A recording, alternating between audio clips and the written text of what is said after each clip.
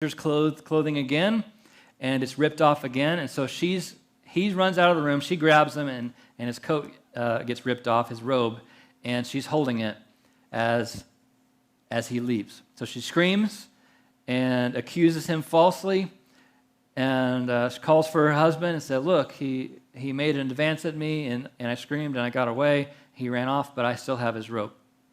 So, I mean, not a great. He has nothing to go off of to prove that he's innocent, and so, I mean, someone's going to believe their wife, right? So he's thrown into prison. Now, there is no hope of him getting out at this point because, I mean, why would they get him out? There's no reason to get him out. So people went into prison for long periods of time. He gets into prison. He's there. We don't know how long he's in there before everything kind of goes down, but Pharaoh's cupbearer and chief baker, I don't know how these two got teamed up, but the butler and the baker get thrown in to jail for something they did. They betrayed Pharaoh somehow, and they get imprisoned alongside Joseph. Now, I should mention this too. This happened around here this time sometime. Joseph did really well in prison too. I don't know how you do really well in prison, but he did, and he got promoted within prison. It says they didn't even check on him. Like, they just kind of let him kind of manage things, and the jailer didn't really worry much about what was going on because things were going well, and somehow Joseph's being blessed in prison, and things are going well as far as like prisoners go. So these guys go, the baker and the chief cupbearer get thrown in, and they start having these dreams. So they kind of are in the same area, they know each other, they kind of befriend each other, and they start telling about this dream. And so he has this dream, and he interprets it because Joseph becomes this interpreter of dreams. His life is about dreams, if you haven't picked up on that. There's a lot of dreams going on in Joseph's life. So he tells the cupbearer that in 3 days Pharaoh will restore him, and he tells the baker that in 3 days Pharaoh will impale him on a pole. Not two different outcomes there, right? Completely different. So 3 days later, all of this happens, and Joseph says, "Hey, you're leaving. You're getting ready."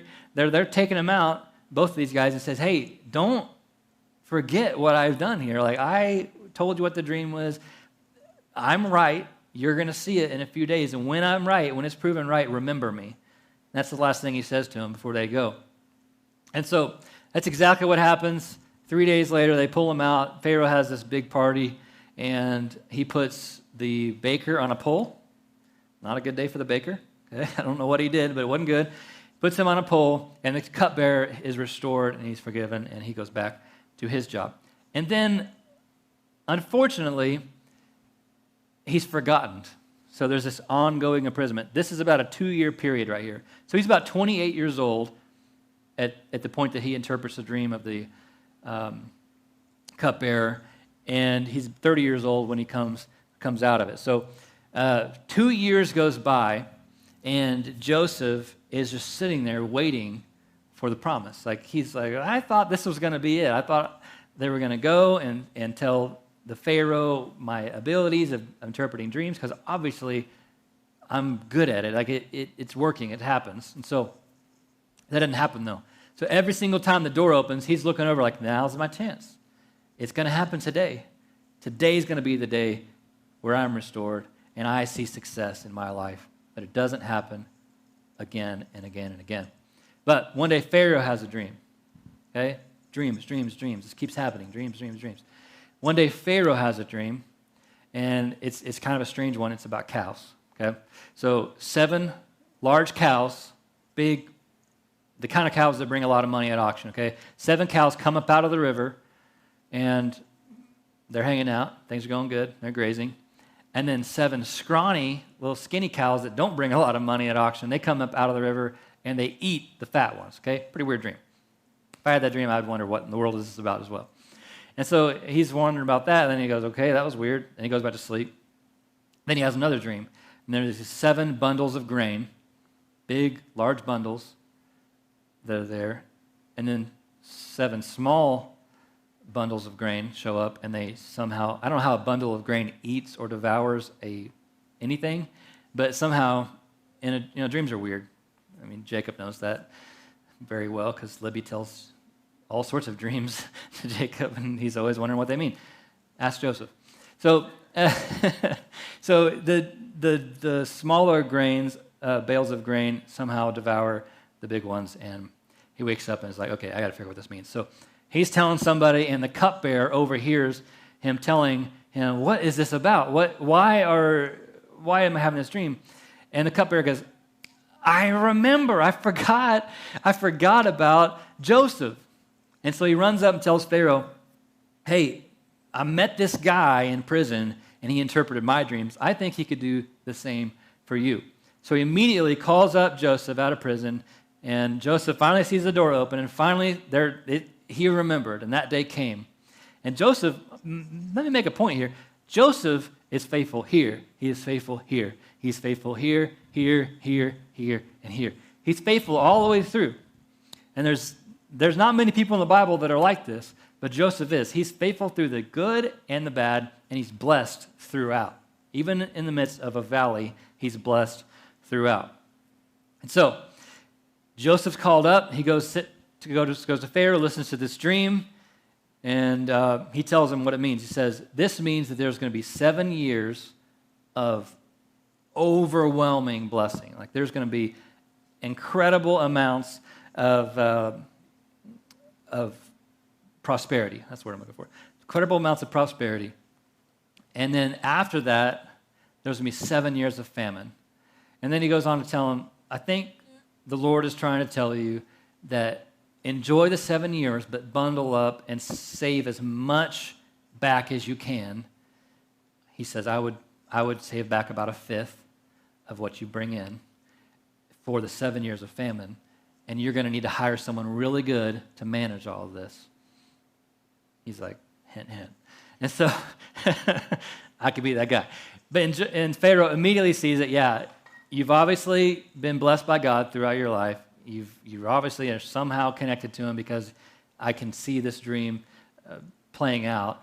And he says, I'll trust you. You be the manager. So he is put second in command of everything in the kingdom. All of the overwhelming blessing that comes in these 7 years, Joseph is in charge of all of it. And so he has people store back 1/5 of what they're bringing in. They have these huge silos, basically, these huge storage areas for all of the grain and all the supplies and all of the wealth saved back. And then 7 years comes of blessing, and then 7 years comes of famine. It all plays out. So this is a true rags to riches story. There's more to the story, and we'll cover that next week. But this is a true rags to riches story. And the theme here is that Joseph does everything right, but is still betrayed, still thrown into a pit. He's still sabotaged and thrown into prison, and he's still forgotten after being promised to be set free. So how do you react when you've done everything right, but everything's still going wrong? Okay? I think that's where we can really relate to this story.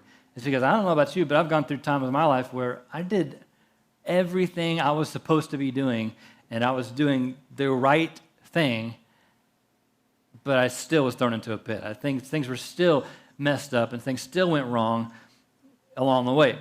But Joseph learned to take a punch and keep moving, okay?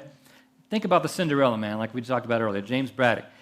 He could see that if he gave up, his family would not be able to achieve their dreams, and he would not be able to achieve his dreams.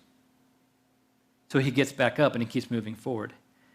He takes 3 haymaker punches here. Okay, you can see it, three dips. Slavery, imprisonment, and ongoing imprisonment. He's forgotten. Okay, so the first one is this, betrayal. He's being sold into slavery by his brothers. Now, we'll read here in Genesis chapter 39, verse 2. It says, the Lord was with Joseph so that he prospered, and he lived in the house of the Egyptian master. Okay, he prospered after being sold into slavery. Think about that. When you are typically, when you're sold into slavery, nothing is good for you anymore. But Joseph, he's able to have some influence. He's able to have some power a little bit. You know, he's able to have a pretty good life, even though he's sold into slavery. So being sold into slavery a good thing? Absolutely not. That is not the goal. Don't get sold into slavery. But he's able to be blessed even though that he was. So yes, because he took the punch and kept moving forward, his life is always progressing even though he has ups and downs. Let's go back to this timeline here. I mean, up and down, up and down, up and down, up and down.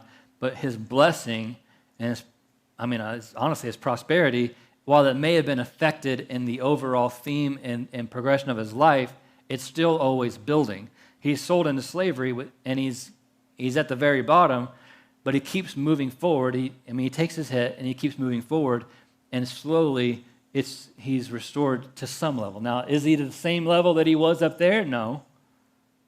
Is he the same level that he is on that side? No. But it's still in progress of being restored. So there's always progression happening.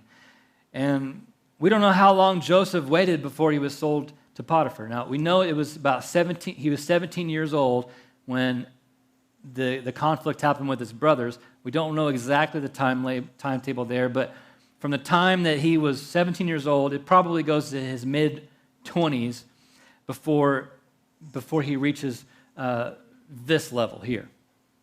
Okay, he's probably in his mid-20s there. Okay, so think about this. When he's a Hebrew, okay, and he is sold to an Egyptian master, that's not the same language. He didn't speak Egyptian. So at this point, he probably doesn't go right to Potiphar's house. Most likely he goes to some sort of prison, or he's kept there until he's sold. But the reason he most likely, we don't know all these details, but most likely the reason he was picked up by Potiphar and he was eventually brought to here is because he kept moving forward. He had to have learned the language if he's going to make it to this point. How do you manage a workforce if you don't even speak the language? How do you get picked out of a line if you haven't progressed yourself above the rest of the group? So even though he's at his lowest, he takes his punch and he keeps marching. He's like, okay, I'm just going to keep going, and I'm going to trust God with the rest. This blessing didn't come as a result of a beat-down man suffering as a victim of a really messed-up family. I mean, yes, his dad loved him, but he obviously played favorites. That had a lot of problems with the family, and his brothers tried to kill him. This is a messed-up situation, but he took his punches and he kept moving forward. The second thing is the sabotage of a jealous woman was his second blow, okay? She was jealous because she couldn't have him. And so his second punch here, the second drop down, is when he's thrown into prison. The prison era in Joseph's life was a major blow. He was there for years and did nothing but righteous acts to get there. I mean, he said no to the ruler's wife, and the ruler ended up throwing him into prison. He did everything right in that situation, but it didn't work out. This would have driven most people to bitterness and rage, and may have for a time. I mean, obviously, he probably wasn't happy about it. But Joseph did what he always did. He found favor with God and with man. Genesis chapter 39, verse 20 through 23 says this, that while Joseph was there in prison, the Lord was with him.